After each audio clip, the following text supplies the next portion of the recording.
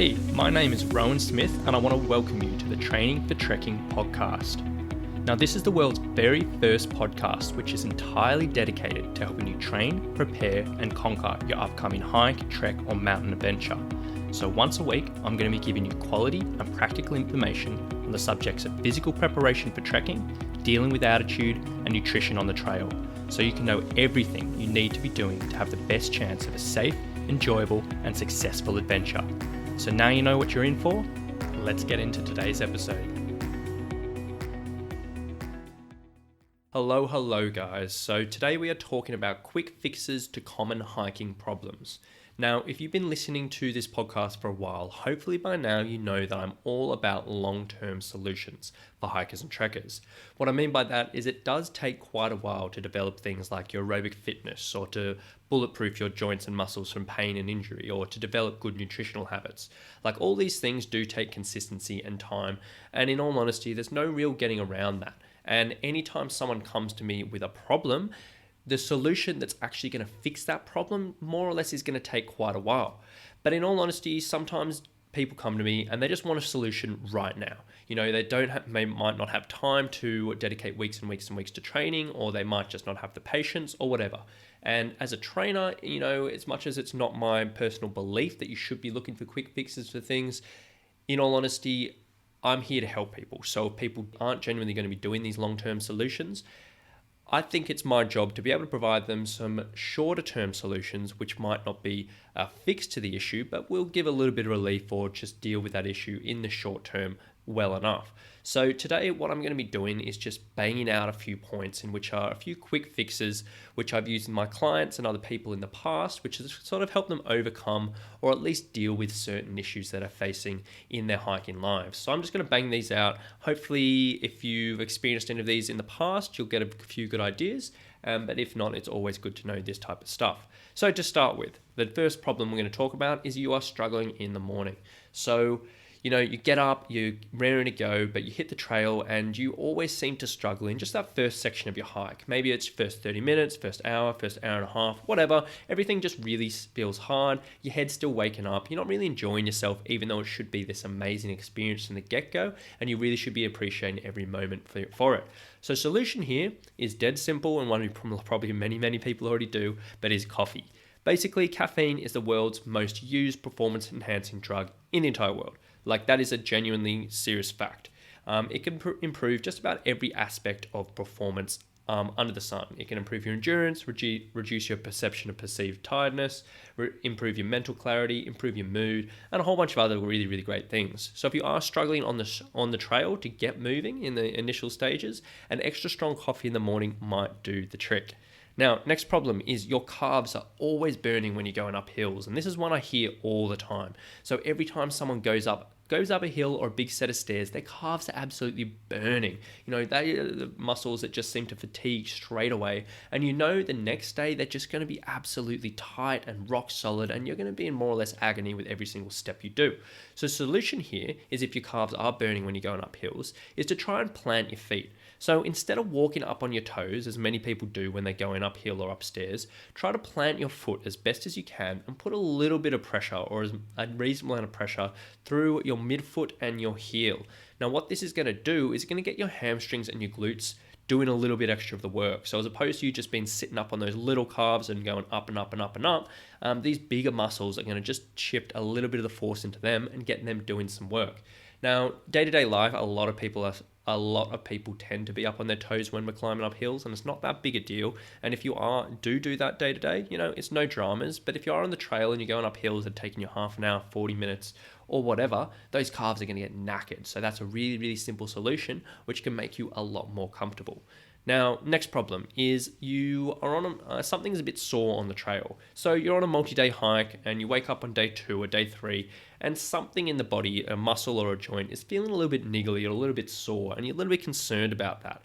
The solution to this is just to do some self-massage. So really simple. Grab your water bottle or a trekking pole. Apply some pressure and roll around on the muscles which are both above and below the issue. So rather than attacking the specific issue that you've got, is just trying to work above and below it. Spend a couple of minutes on each, and this can often bring a little bit of relief by just, loosening up the things actually around the issue. Now, for example, here, if you have a bit of a sore lower back, if you spend a bit of time rolling your mid to upper back and your glutes, it can give you a little bit of relief. It's not going to fix the issue, but it can give you some relief. Or if you pull up and you've got sore knees one morning, spending a bit of time rolling your quads and your calves with either your water bottle or your trekking pole can be amazing. And the same thing with like sore heels. If you spend a bit of time rolling around on your forefoot and also your calves, it can really, really help. Now, obviously, you're not a physiotherapist, you're not an exercise professional, you're never going to be diagnosing your own issues. And if these things are serious issues and it's acute pain and it's not getting better, obviously you might have to bail out of this hike, you might have to get extra help. But if it's just mild pain and you're out on the trail, simply following this simple guideline can really give you a bit of relief, and more or less anyone can figure that out. Next one is you're getting out of breath and uncomfortable when you're on the trail. So whether you're pushing through a tough section on your hike, whether it's a big hill or a set of stairs, or whether you're up at altitude and you're getting a little bit of breathlessness, whatever it may be, it's obviously not that much fun. So the solution here is to do a little bit of abdominal breathing. Now, I absolutely love abdominal breathing for a whole bunch of different reasons for hikers and trekkers. It's, absolutely amazing. It's sort of helping the body calm down, relax, and just helping keep everything under control, in regards to your breathing. So the way that you do this is you simply breathe in through your nose and try to feel your belly expand, as opposed to getting all the air in your chest and your shoulders. Spending 2 or 3 minutes of this and just concentrating on this while you're hiking can really, really make a massive, significant difference. With this type of skill, it does take a little bit of practice to learn, and the more you practice it, the better you get at it and the easier it is to apply. So I always recommend people try this at home, before they go to bed, when they go on their walks, yada yada. And then when they're actually on their hikes, when they do hit a little bit of breathlessness, applying this, focusing on it, and it can make a really immediate difference. Next problem is you hit a little bit of a slump on the trail. So, you might be an hour, 2, 3, or whatever into your hike, and you just start to get fatigued. And I know we talked about this a lot the other day. And, it might still be a while until you planned on stopping and having lunch or dinner. You're getting a bit grumpy. You don't really feel like digging into your bag and opening up a snack, and everything is just feeling hard and you're not really in the moment so much. So the solution here, which is so easy, is have an electrolyte supplement. If you're feeling drained on the trail, reaching for an electrolyte supplement can often be a good call. These types of supplements are great for a whole bunch of different reasons, such as aiding hydration, preventing fatigue, cramps, and hyponatremia. But they're also really, really good because they're just super easy to digest, and they often will have quick acting carbohydrates in them.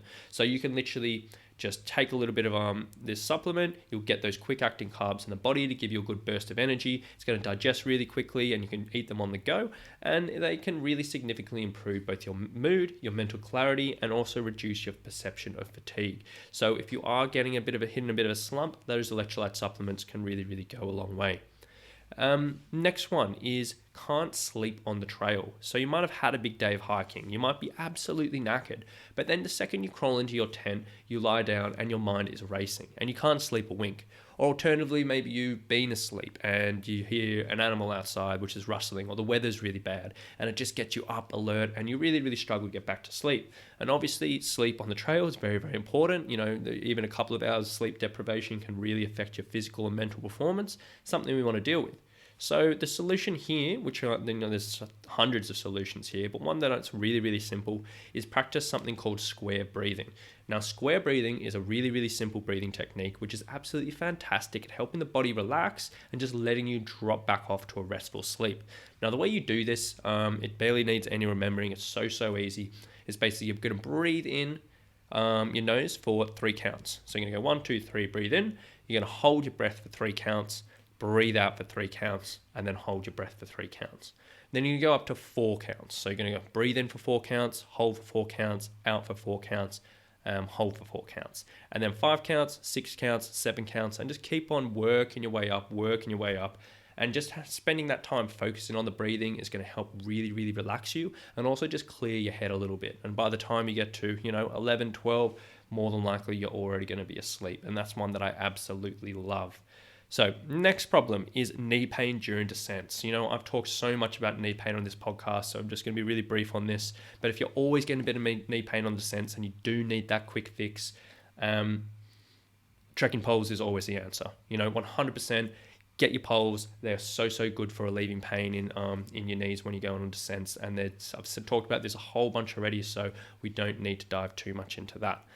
Next problem is you're not appreciating the moment. So a lot of us go hiking not so much to achieve these bucket list goals, but purely to go out and enjoy themselves, to clear our heads, to get into nature, just get away from life. But then sometimes, it's hard to switch off and, appreciate our surroundings a little bit. You might find you're rushing yourself through this hike. You might find you're barely even registering what's going on around you, and you're literally just churning through these kilometers. And you also know that you've done this quite a few times, and you get home and then you're like, actually, I can barely remember that. That was not so much an experience. It was just end to end, and that was it. So the solution here, one that I really, really love, is something called mindful walking. So mindfulness is a huge thing in the world these days. It's absolutely amazing for a whole bunch of different reasons. In particular for this situation, it just helps you sort of get in the moment, appreciate what's actually going on around you, and it's really, really powerful. So the way I like to teach this is super simple. You're basically going to spend 5 minutes at a time focusing on one of your senses. So for example, you're going to be walking along on the trail, and you're going to spend 5 minutes purely focusing on what you can see. So you're going to be really, really honed in on, the nature around you, the bushes, the trees, if there's any animals around you, if there's any viewpoints around you, and really, really just forgetting everything else, but just really, really honing in on what you can see. Then you're going to focus on what you can hear. So instead of worrying about any other things, you literally just open up your ears and just really, really focus on, you can hear the wind, you can hear the birds chirping, you can hear the rustling in the leaves, and really, really take that in. And then the same thing for smell, like you smell what's around you. Same thing for taste is a bit of a tricky one, but you might be doing that while you're having a meal and so on. And just spending a little bit of time on that can really just get you in the moment and just get you appreciating. And it's absolutely amazing if you're struggling with that. And then finally, if you're struggling with foot pain while hiking. Now, many people in the hiking world have a history of plantar fasciitis. Maybe their feet always hurt on the trail, but it might not stop you actually hitting it, but it really does suck a lot of enjoyment out from your time on the trail. And it's not something you really want to deal with. So the solution here is to go and see a podiatrist. Sorry to tease you like that, but in all honesty, there is no short-term solution. There's no quick fix to this. So many people recommend on the internet things like rolling with a ball or with a nice bottle, having massage, using fancy inner soles and all that, which can bring a little bit of relief. But, anything to do with your feet, particularly plantar fasciitis and anything like that, it's such a complicated subject. And in all honesty, the only solution you should be thinking about here is seeing a podiatrist and getting this sorted. Don't mess around with trying to get quick fixes, which might work, which might not. Your feet are not worth messing around with. Go see the professional, get that diagnosed, get that sorted, and I highly recommend doing that. Hopefully sometime soon we'll get a podiatrist on the show who we can talk through a plantar fasciitis and foot problems in a little bit more detail. But for now, that is my quick fix. Go and see a professional. I really can't stress that enough. So there we go, guys. I really hope you enjoyed today's episode. I hope you got a few little bits and pieces out of that. Not all of those might apply to you so much, but hopefully one or two you might be able to take that out, store it in the bank, and then just use it when you need it. So if you have enjoyed this episode, please, as always, I would love if you can leave me a 5-star review on iTunes. It really goes a long way to help me grow this podcast and reach more people. And I absolutely love bringing this to you each week, so I really hope to grow it in the future. So that's all from me today, guys. Hope you have a lovely day, and we'll talk to you very soon.